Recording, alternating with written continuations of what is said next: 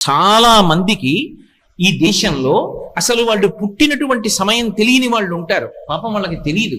వాళ్ళు జాతకర్మ చేయించుకున్న వాళ్ళు కారు, వాళ్ళకి జాతకాలు తెలియవు. తెలియనప్పుడు ఎవరైనా ఇబ్బందులు పడుతున్నారు అనుకోండి, పెద్దలు ఏం చేస్తారంటే వాళ్ళు పడుతున్న ఇబ్బందిని వింటారు. బహుశः జాతకంలో వీళ్ళకి ఈ దోషం ఉండి ఉంటుందేమో అని అనుమానం ఉంటే ఓసారి శ్రీకాళహస్తి వెళ్ళి దర్శనం చేసుకో అంటారు. శ్రీకాళహస్తి వెళ్ళి దర్శనం చేసుకోని ఎందుకంటారంటే, లోపలికి వెడుతున్నప్పుడే అపసవ్యంగా వెడతాడు. శివానుగ్రహం, శివుడు శాసిస్తాడు.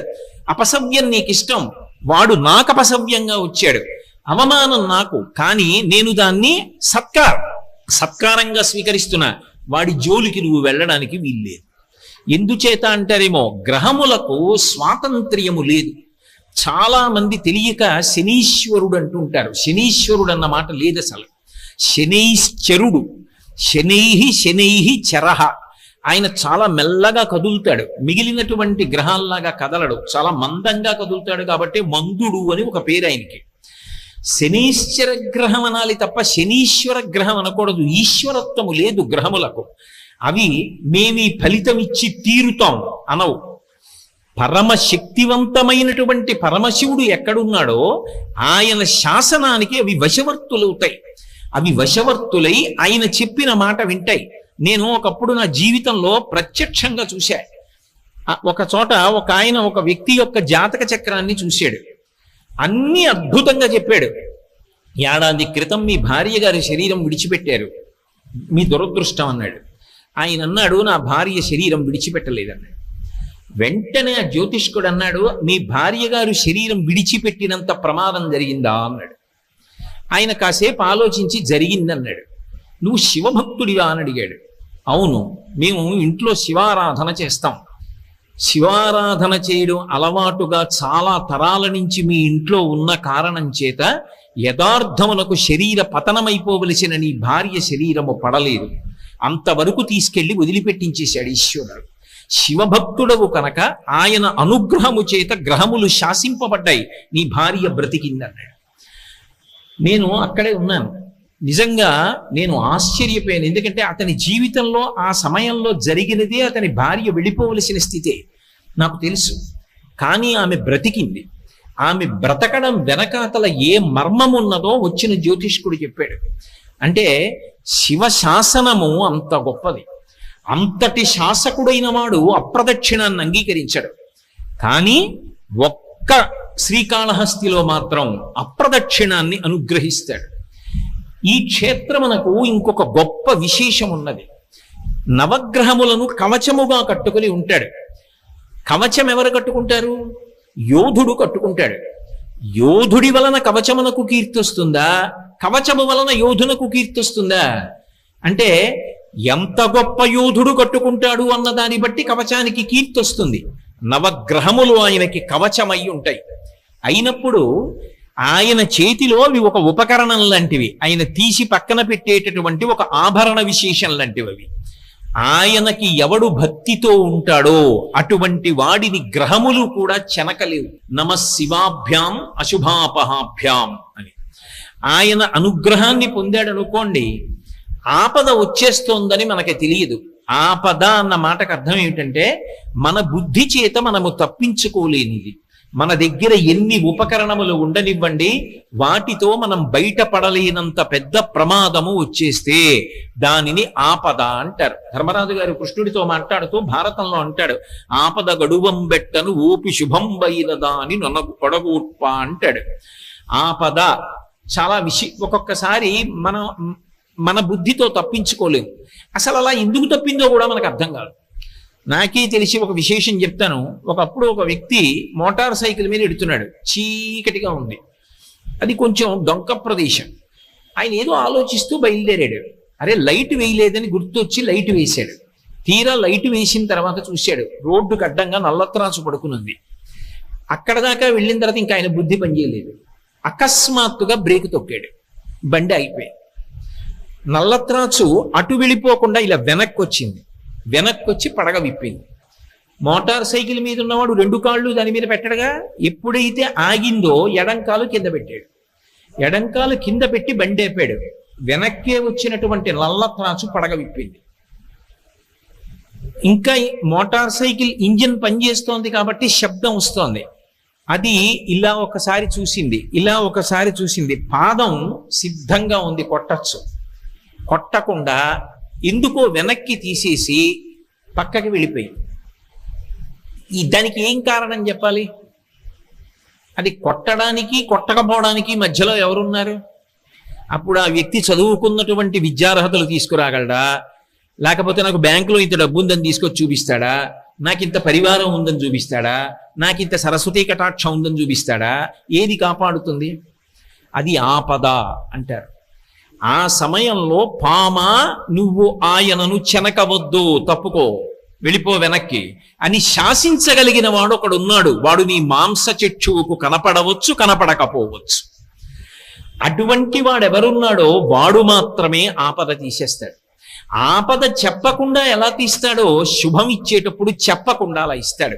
నీ మీద నేను ప్రీతి చెందానోయ్, రేపు నీకో శుభవార్త చెప్తున్నాను అనేం చెప్పడం, చెప్పకుండా శుభాలు ఇస్తాడు. అలా శుభాలు ఇవ్వడం తప్ప అశుభం చెయ్యడం చేత కాని వాడెవరో ఆయన్ని శివ అని పిలుస్తాడు. అటువంటి శివుడు అశుతోషుడైన క్షేత్రం శ్రీకాళహస్తి. అందుకే ఈ క్షేత్రం దగ్గరికి వచ్చేటప్పటికి ఒక విశేషం ఉంటుంది. మీరు ఏం చేశారన్న దానితో సంబంధం ఉండదు. కేవలముగా క్షేత్ర ప్రవేశం చేసి ఒక నమస్కారం చేస్తే చాలు. శ్రీకాళహస్తి క్షేత్రం గురించి పెద్దలు ఏం చెప్తారంటే, ఈ క్షేత్రంలోకి వచ్చి నివాసం ఉంటే చాలు. రోజు వచ్చి కాళహస్తీశ్వరలింగాన్ని మీరు దర్శనం చేశారా, జ్ఞానప్రసూనంబర్ చూశారా అన్న దాంతో సంబంధం ఉండదు. ఈ క్షేత్రంలో నివాసం చేసి ప్రాణం వదిలిపెట్టేశాడు అనుకోండి, వాడు మోక్షమునే పొందుతాడు. ఎందుకంటే వాడు కైలాసవాసం చేసిన వాడితో సమానం. అందుకని వాడిని ఇంకొకళ్ళు ముట్టుకోవడానికి వీల్లేదు. శ్రీకాళహస్తి ప్రవేశమునకు ఒక్కదానికే సాక్షాత్ కైలాస ప్రవేశము కిందే శాస్త్రం తీసుకుంటుంది. అంత గొప్ప క్షేత్రం. ఇటువంటి క్షేత్రంలో నది అంత గొప్పదై ఉండడం, విఘ్నేశ్వరుడు సర్వోత్కృష్టమైనటువంటి స్థితిని పొంది ఉండడం ఒక అద్భుతమైనటువంటి విశేషం. సాధారణంగా క్షేత్రానికి ఒక నది ఉంటుంది, ఒక పుష్కరిణి ఉంటుంది.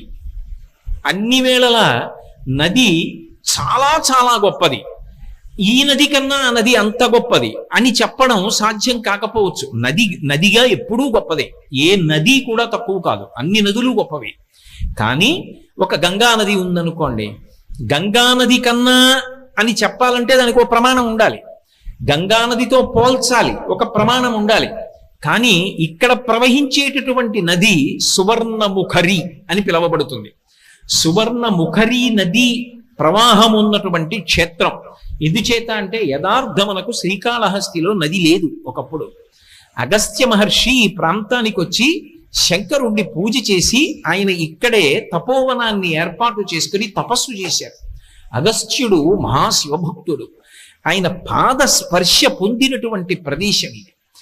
అంత గొప్ప ప్రదేశం కాబట్టి అగస్త్యుడు తపస్సు చేస్తున్నటువంటి సమయంలోనే ఇక్కడికి ఋషులందరూ వచ్చారు. ఆయన ఎక్కడుంటే అక్కడ ఉంటారు ఋషులందరూ. అసలు మీకు ఇంకొక ఆశ్చర్యకరమైన విషయం చెప్పాలి అంటే, లోకంలో అందరూ దేవతల్ని ఆరాధన చేస్తారు. అగస్త్యుడు ఎక్కడైనా ఉంటే దేవతలు తమ స్థానాలు పెట్టుకుంటారు. నేను రోజు వచ్చి ఇక్కడ కూర్చుంటాను అగస్త్యుడిని చూడడానికి, అందుకని ఇది నా స్థానం అని చెప్పి ఏ దిక్కున ఉండవలసిన దేవత ఆ దిక్కున ఆశ్రమంలో కూర్చుంటాడు. ఎందుకు కూర్చుంటాడో తెలుసా? అగస్త్యుడు చూడడానికి కాదు, అగస్త్యుడిని చూడడానికి. కావాలంటే మీరు రామాయణం చదవండి, ఆయన ముద్ర అలా ఉంటుంది. పరమశివుడుగా ఉన్న భగవంతుడు కూడా ఆయన వలన ఉపకారమును పొందుతాడు. పార్వతీ కళ్యాణంలో భూమి యొక్క భారాన్ని నిలబెట్టినవాడు, సూర్యగమనం కోసమని వింధ్యపర్వతం యొక్క అహంకారాన్ని అణిచినటువంటి వాడు, కాశీపట్టణం మీద అంత మక్కువ కలిగినటువంటి వాడు, ద్రవిడ దేశానికి కావేరీ నది ప్రవాహాన్నిచ్చి వ్యాకరణాన్నిచ్చి అనుగ్రహించినటువంటి వాడు, అంతటి మహానుభావుడు అగస్త్యుడంటే. అటువంటి అగస్త్యుడు శ్రీకాళహస్తి మీద వ్యామోహం పొందాడు. ఇక్కడికొచ్చి తపోవనాన్ని నిర్మించుకుని తపస్సు చేశాడు. అప్పుడు ఋషులందరూ అడిగారు, ఇక్కడ ఒక నది లేదు, నది తీసుకురండి అని అడిగారు. ఆయన అన్నాడు, ఒక నది రావాలి అంటే ఒక పర్వతం మించి ప్రవహిస్తుంది. ఎందుకంటే నదులన్నీ పర్వతానికి కూతుళ్ళ లాంటివి, పర్వతాల మించి వస్తాయి. ఏ పర్వతం మించి నేను తీసుకురావాలని అడిగాడు. వాళ్ళు అన్నారు, నీకే తెలియంది మాకు తెలుస్తుందా? మాకు తెలియదన్నారు. మరి ఎవరిని అడగాలి అంటే, అగస్త్యుడు గొప్ప గాణాపత్యుడు. ఆయన మహాద్భుతమైనటువంటి వినాయకోపాసన చేస్తాడు. అసలు ఆయన చేయని ఉపాసన లేదు, అంత గొప్ప ఉపాసకుడు. వినాయకుడిని చాలా తొందరగా ఎలా అనుగ్రహింపచేసుకోవాలో ఆయనకి తెలిసినట్టు ఎవరికి తెలియదు. ఆయన ఒక మాట చెప్పాడు, గజాసుర సంహారాన్ని పాతాళలోకంలో గణపతి చేశాడు, అందుకని కపిలవర్ణం పొందాడు, అందుకని కపిలుడు అని పేరు పొందాడు. ఇప్పుడు కపిలుడు అంటే నల్లగా ఎర్రగా రెండు రంగులు కలిసి ఉంటే కపిలవర్ణం అంటారు. చాలా మంది కపిలవర్ణం అంటే నల్లా అంటూ ఉంటారు. నల్లావు కాదు, నలుపు ఎరుపు కలిసి ముద్ద రంగు పొందితే కపిల ఆవు అంటారు, కపిల గోవు అని పిలుస్తారు. ఆయన గజాసురుణ్ణి చంపాడు. ఏనుగు ముఖం ఉన్న వాడి చేతిలో తప్ప నేను మరణించనని వరం అడిగాడు గజాసురుడు, అనుగ్రహించాడు పరమాత్మ. అందుకని తన కొడుక్కి ఏనుగు ముఖం పెట్టాడు పరమశివుడు, అసలు రహస్యం లోక సంరక్షణం కోసమని. ఇప్పుడు ఏనుగు ముఖమున్నటువంటి విఘ్నేశ్వరుడు ఏనుగు ముఖమున్న రాక్షసుణ్ణి పాతాళంలో సంహరించి ఆ నెత్తురంతా మీద పడితే కపిలవర్ణం పొందాడు. పొంది పరమ సంతోషంతో పాతాళంలోంచి భూమి వివరం చేసుకుని పైకొస్తున్నాడు. ఆయనకి అమ్మ అంటే విశేషమైనటువంటి ప్రీతి. కంచి కామకోటి పీఠాధిపత్యం వహించినటువంటి చంద్రశేఖరేంద్ర సరస్వతి మహాస్వామి వారు ఈ క్షేత్రం గురించి ఒక మాట చెప్తుండేవారు. వినాయకుడితో కలిసి జ్ఞానప్రసూనాంబ ఈ క్షేత్రానికి వచ్చింది అని చెప్తుండేవారు. అటువంటి వినాయకుడు పాతాళంలోంచి పైకొస్తున్నాడు. అగస్త్య మహర్షి వెళ్ళి ఆయనని ఆరాధించవలసినటువంటి రీతిలో ఆరాధన చేశాడు. ఆయన వెళ్ళి గణపతిని దర్శనం చేశారు. అందుకే ఇక్కడ పాతాళ గణపతి. ఇంకొక పెద్ద విశేషం ఉంది. అసలు గణపతి ఎక్కడుంటారు అంటే మూలాధార చక్రమునందు ఉంటాడు. మూలాధారం అన్ని చక్రాల కిందకుంటుంది, బుధస్థానమునందు ఉంటుంది. కాబట్టే మూలాధార క్షేత్రస్థితం అని ముత్తుస్వామి దీక్షితారు వారి కీర్తన. మూలాధారం కిందకు ఉండాలి కాబట్టి ఇక్కడ ఉన్నటువంటి గణపతి మూలాధార సూచనగా కిందకుంటారు. పాతాళ గణపతి అన్న పేరుతో ఉంటారు. సాధారణంగా మీరు ఎప్పుడైనా సరే గణపతి ఉపాసనలో ఒక విశేషం ఉంది. గణపతి తత్వం అంతా 16 అంకె మీద పెడుతుంది. అందుకే ఆ 16 నామములు చదవాలి. ప్రతిరోజు కార్యక్రమం దేంతో మొదలవ్వాలి అంటే విఘ్నేశ్వరుడి యొక్క 16 నామములతో మొదలవ్వాలి. ఒకవేళ నాకు చదవడం రాదనుకోండి, కనీసం నేను ఒక కాగితం మీద రాసుకుని చదవాలి. నాకు అలా చదవడం కూడా రాదనుకోండి, చదివే వాళ్ళు ఇంట్లో ఒక్కళ్ళైనా ఉండాలి. వాళ్ళు నోట్లో చదవకూడదు, మిగిలిన వాళ్ళు చదవడం రాదు కొంతమంది ఉన్నారనుకుంటే ఆ స్తోత్రం రోజు పైకి చెప్పాలి. అందుకే ఆ స్తోత్రం గురించి అంత గొప్పగా చెప్తారు ఇప్పటికీ పెద్దలు. సుముఖశ్చైక దంతశ్చ కపిలో గజకర్ణకః లంబోదరశ్చ వికటో విఘ్నరాజో గణాధిపః ధూమకేతుర్గణాధ్యక్ష ఫాలచంద్రో గజాననః వక్రతుండ శూర్పకర్ణో హేరంబ స్కందపూర్వజః షోడశైతాని నామాని పఠేత్ శృణుయాదపి. నువ్వన్నా చదువు, శృణుయాదపి కనీసం విను. విద్యారంభే వివాహే చ ప్రవేశే నిర్గమే తథా సంగ్రామే సర్వకార్యేషు విఘ్నస్తస్య న జాయతే. దేనికైనా సరే ఇది చదవవలసింది. ప్రవేశే నిర్గమే తథా, అసలు రహస్యం అంతా అక్కడ పెట్టారు. లోపలికి వచ్చినా బయటికి వెళ్ళినా, ఏ లోపలికి వచ్చే బయటికి వెళ్ళాం, అసలు అది పెద్ద విశేషం ఆ స్తోత్రంలో. ఈ 16 నామములను మాత్రం నువ్వు చెప్పి తీరాలి. ఒకవేళ నువ్వు చెప్పడం చేత కాకపోతే ఇంట్లో ఎవరైనా పైకి చదివితే విను, వినకుండా కార్యాలు ప్రారంభం చెయ్యవద్దు, ఒక రోజు పని మొదలు పెట్టవద్దు అని పెద్దలు చెప్తూ ఉంటారు. 16 నామముల మీద ఆయన తత్వం నడుస్తుంది. ఒక్క శ్రీకాళహస్తి క్షేత్రానికి మాత్రం ఒక విశేషం ఉంది. ఇక్కడ విఘ్నేశ్వరుడు అగస్త్యుని యొక్క పూజకు సంతసించి ఒక విశేషాన్ని ప్రకటించాడు. 16లో 4వ వంతు ఈ క్షేత్రంలో ప్రవేశించి పాతాళ గణపతి దగ్గరికి వచ్చి చెప్తే చాలు. 4 నామములు పలకాలి. ఇక్కడ గణపతి దగ్గరికి వెళ్ళి అథవా వెళ్ళి అక్కడ నిలబడి చెప్పి బయటికి వస్తుంటే వెనకాతల చాలా మంది ఉండిపోతారు కదండి అనుకుంటే, మెట్లు దిగక ముందే నిలబడి 4 నామములు చెప్పాలి. ఏమని చెప్పాలి అంటే గజాననారి అంటే ఏనుగు ముఖము కలిగినటువంటి అసురుడు, రాక్షసునికి శత్రువైనటువంటి వాడు. గజానన అంటే ఏనుగు ముఖం ఉన్నవాడు, అరి అంటే శత్రువు. గజాననారి ఏనుగు ముఖము కలిగినటువంటి రాక్షసునకు శత్రువైనటువంటి వాడా. అలాగే అగస్త్యుని చేత స్తోత్రము చెయ్యబడినటువంటి వాడా. కనీసం నామంగా అక్కర్లా, ఇలా చెప్పినా చాలు. 3వది పరమ భాగవతోత్తములైన వారు ఎవరుంటారో వాళ్ళ యొక్క ఈప్సితములను నెరవేర్చేటటువంటి లక్షణము కలిగినటువంటి వాడా ఈ 3 నామములు చెప్తూ ఆయన యొక్క రూపం గురించి, ఆయన వచ్చిన ప్రదేశం గురించి చెప్పేటప్పుడు పాతాళ వివర స్థాననే నమః, పాతాళ వివరమునందు లేదా భూవివర స్థాననే నమః, భూవివర నివాసాయ నమః. భూవివరము అంటే లోపలికి వెళ్ళినప్పుడు ఉండేటటువంటి ప్రాంతం, అక్కడ ఉన్నవాడా ఈ 4 నామములు చెప్పాలి. ఈ 4 నామములు కనీసం దేవాలయం దగ్గర ఓ బోర్డు అన్నా ఉండాలి తెలియని వాళ్ళ కోసం. ఉంటే వెళ్ళేటటువంటి వాళ్ళ 4 నామములు చెప్పి మెట్లు దిగి విఘ్నేశ్వరుణ్ణి స్తోత్రం చేస్తారు, ఒక నమస్కారం చేస్తారు. అంటే 16 నామములు చెప్తే ఇచ్చేటటువంటి ఫలితం ఇక్కడికొచ్చి 4 నామములు చెప్తే నేను కాపాడతానని ప్రతిజ్ఞ చేశాడు. అందుకే అగస్త్యుణ్ణి అనుగ్రహించి నీకు స్ఫురణలో లేదు, మరిచిపోయావు. ఇంతటి మహానుభావుడివి కూడా. బ్రహ్మగిరి అని దగ్గరిలో ఒక పర్వతం ఉంది. నువ్వు ఆ పర్వతం మీద తపస్సు చేసి అద్భుతమైనటువంటి నదిని ప్రవహింపచేస్తావు. దిగ్విజయమస్తు, నీకు ఏ విధమైన విఘ్నం కలగదు, బయలుదేరమన్నాడు. బ్రహ్మగిరి మీదకి వెళ్ళి అగస్త్య మహర్షి తపస్సు చేశారు. శంకరుడు బ్రహ్మగారి ద్వారా కబురు చేస్తే పరమశివుని యొక్క జటాజూటంలో ఉండేటటువంటి గంగా నది సువర్ణముఖరి అన్న పేరుతో ప్రవహించింది. ఎందుకు ప్రవహించాలి ఆ పేరుతో అంటే, సువర్ణం అంటే బంగారం. బంగారానికి 2 రకములైన లక్షణాలు ఉంటాయి. భగవంతుడికి ఏ లక్షణం ఉంటుందో బంగారానికి ఆ లక్షణం ఉంటుంది. భగవంతుడు చూడండి, ఘోర రూపం ఆయనదే, అఘోర రూపం ఆయనదే.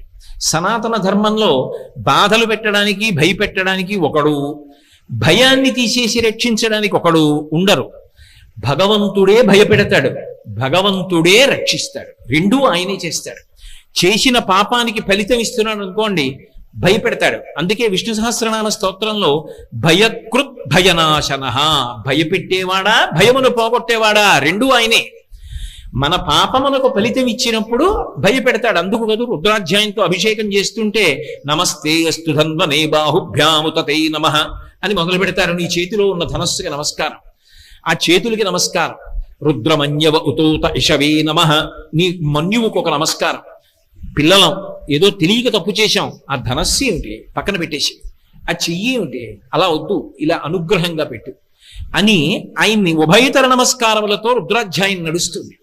అంటే దానిలో ఉన్నటువంటి అంతరార్థం ఏమిటి అంటే, పరమశివుణ్ణి స్తోత్రం చేసి ఆయన యొక్క అనుగ్రహాన్ని పొంది ఘోర రూపాన్ని ఉపసంహారం చేయిస్తారు. పాపములకు ఫలితం అన్ని ఇవ్వకు, మేము తట్టుకోలేము, తెలియక చేశాం, మన్నించమని అడుగుతారు. అలా ఇక్కడికి వచ్చేటప్పటికి విశేషం ఏమవుతుంది అంటే, ఈ క్షేత్రం దగ్గరికి వచ్చేటప్పటికి ఇక్కడ పరమశివుడు ఘోర అఘోర రూపములు రెండిటికీ కూడా ఆయన స్థానమైన పంచబ్రహ్మ మంత్ర పఠనంలో ఇప్పటికే అఘోరేభ్యో దఘోరేభ్యో ఘోర ఘోరతరేభ్య అని చెప్తున్నాం కదా. అన్ని విశేషణములు ఉన్నవాడైనప్పటికీ కూడా ఈ క్షేత్రం దగ్గరికి వచ్చేటప్పటికి పరమ ప్రసన్నమూర్తి అయి ఎంత కింది స్థాయిలో అనుగ్రహాన్ని వర్షిస్తాడంటే, వైదికమైనటువంటి ధర్మము తప్పదు, వైదిక ధర్మము తప్పకుండా తన అనుగ్రహ వర్షము చేత ఊహించలేనటువంటివి ఇస్తాడు. అందుకే ఏదో ఇక్కడ అనుకున్నంత తేలిక విషయాలు ఏం జరగలేదు, చాలా అద్భుతమైన విషయాలు జరిగాయి. అందుకే శ్రీకాళహస్తిలో ఎప్పుడైనా ఒక విశేషం జరిగితే దేవతలందరూ వస్తారు. నేను మీతో ఒక మాట చెప్పాలి అంటే, ఎక్కడైనా గిరి ప్రదక్షిణం చేశారనుకోండి, గిరి ప్రదక్షిణం చేస్తే దాన్ని గిరి ప్రదక్షిణ క్షేత్రం అని పిలుస్తారు. ఎందుకంటే కొండ స్థూల శివుడు అని గుర్తు. కొండ స్థూల శివుడుగా ఉన్నాడని ప్రమాణం ఉంటేనే గిరి ప్రదక్షిణం, అంతేగాని కొండకి దారి ఉందని చేయకూడదు. ఆ కొండ స్థూల శివుడని ప్రమాణం ఉన్నదా ఎక్కడైనా పురాణంలో? ఈ కొండంతా శివుడే అని చెప్పవచ్చా? చెయ్యొచ్చు. అరుణాచలం స్థూల శివుడు, గిరి ప్రదక్షిణం ఉంది. శ్రీకాళహస్తి స్థూల శివుడు, గిరి ప్రదక్షిణం చెయ్యొచ్చు.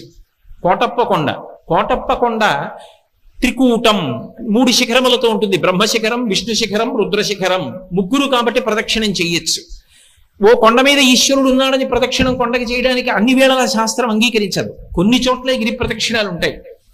అన్ని చోట్ల గిరి ప్రదక్షిణం ఎందుకు చేస్తారంటే, గిరిని శివస్వరూపంగా ప్రదక్షిణం చేస్తారు. ఒక్క శ్రీకాళహస్తి మాత్రం గిరి ప్రదక్షిణమున్న మిగిలిన క్షేత్రముల కోవలోకి రాదు.